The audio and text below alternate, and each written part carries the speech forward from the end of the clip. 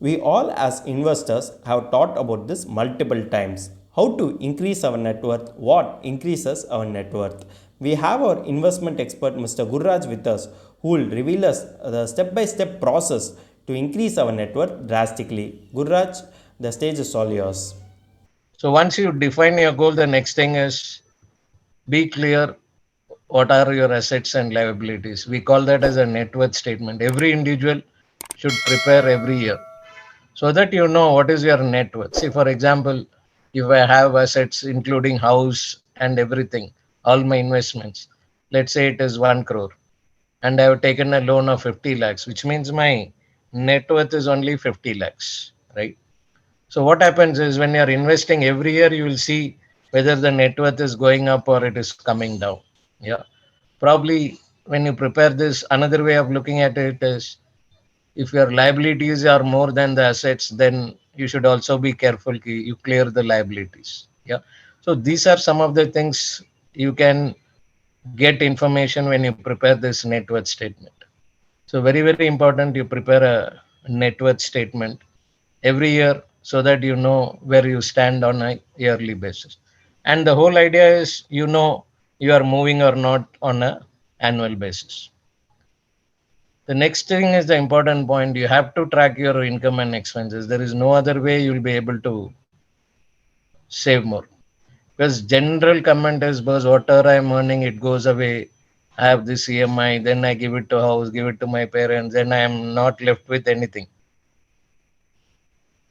I mean, if that is the case, then you have to have control on expenses. That's why keep tracking your expenses. There are trackers available today. Because gone are the days where we used to write in a diary and keep it how much you are spending and all that stuff. I can't expect that from this generation. So today's generation are smart enough. You have a lot of trackers. At least track the major expenses. Sometimes even small expenses repeated day in and day out can also increase it. So better track your expenses because that's the only way you know what are unnecessary expenses which can be cut down so that you save a little bit. Yep. So that is where, if you have seen even in the presentation before they were playing it, you have to do an SIP within the first week of every month. This is to ensure that you invest before you spend, right? That is why we say always pay yourself first. Start your investments every SIP, keep it in the first week of the month, so that what will happen is you'll be definitely investing and then spending. Yeah. Otherwise, what will happen? You will say, yeah, end of the month, I don't have enough money. Let me start from next month, right? The moment you start investing, then you know you have only this much amount to manage your expenses. Automatically, we try to be within that. Yeah. So figure out your finances. Thanks for your detailed answer.